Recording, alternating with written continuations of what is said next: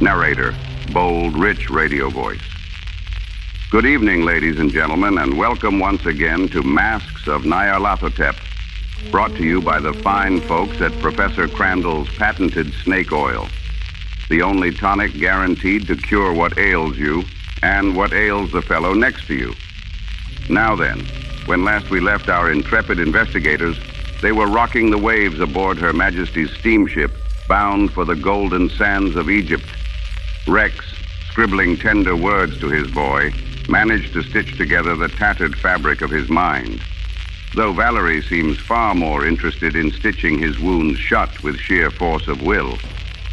Sam, ever the man of faith and firearms, found comfort confessing to the chaplain, and, miracle of miracles, even traded a few friendly words with Zephyr, our pipe-puffing philosopher, who spends most of his time contemplating the infinite and what's for supper.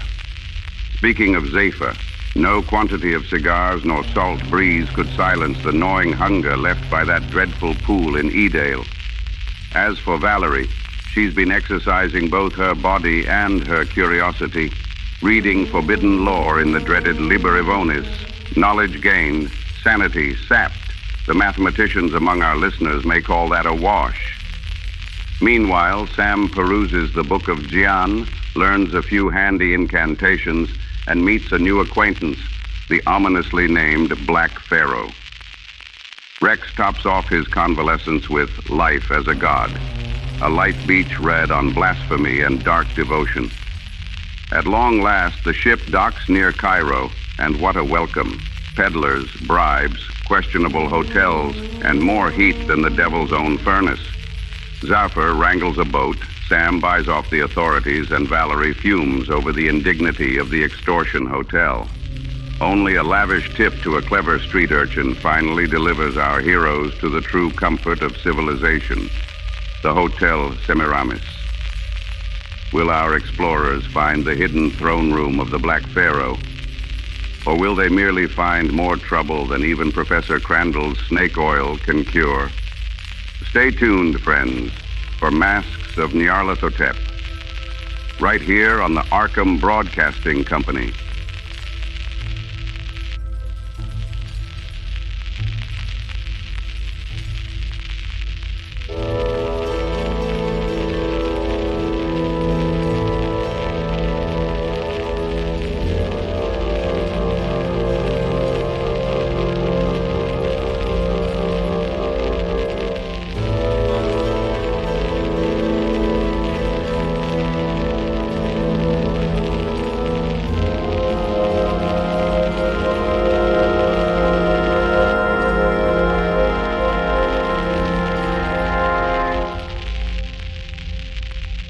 I told you, Asim, I'll have your money when I win my next game.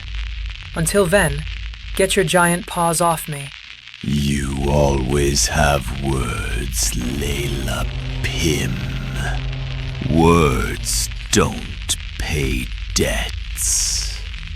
I'll take payment in jewelry or blood. Tell you what, tough guy. 10 pounds says the next people through that door will be Americans. If I'm wrong, you take my necklace. If I'm right, you crawl back to your hole. Deal. You're about to lose your necklace, gambler. Say, Rex, if this isn't the sweatiest gin joint east of the Suez, I'll eat my typewriter. Don't tempt fate, Sam. Last time you said that, you nearly did. Would you look at that? Americans. Pay up, my friend.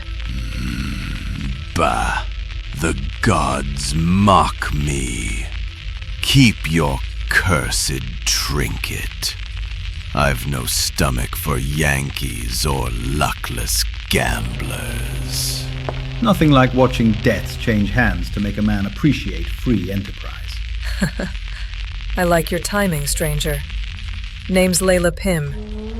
You lot look lost and rich. Sam Kensington, author, explorer, survivor of poor decisions.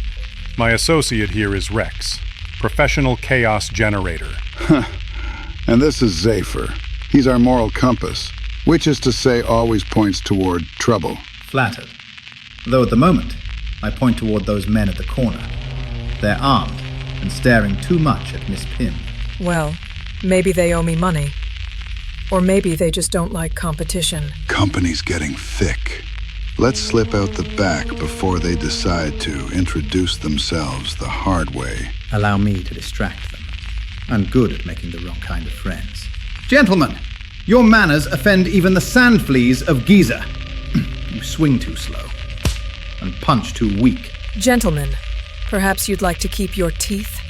I'd hate to redecorate the alley with them. Consider this your last warning. Forget this. Run! This broadcast of the Masks of Nyarlathotep Radio Theater is brought to you by Dr. Pembroke's Miracle Liniment. When ancient evils creep beneath your skin, rub in Pembroke's.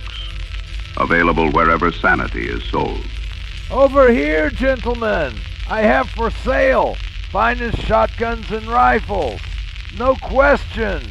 Feels good. Load me up, pal, and maybe point me toward anyone selling bigger toys. I'll take this whip and a machete, strictly for literary research. Famous last words, Sam. Oh, and if you get lost looking for trouble, try the Street of Jackals. It always finds you first. We've asked 15 men and 2 goats. None know this street. Except that old woman over there. She looks like she hasn't missed a rumor in 40 years. Auntie, tell me, what happened here? Fire, child. 6 years gone. Shop of Faraz Najir.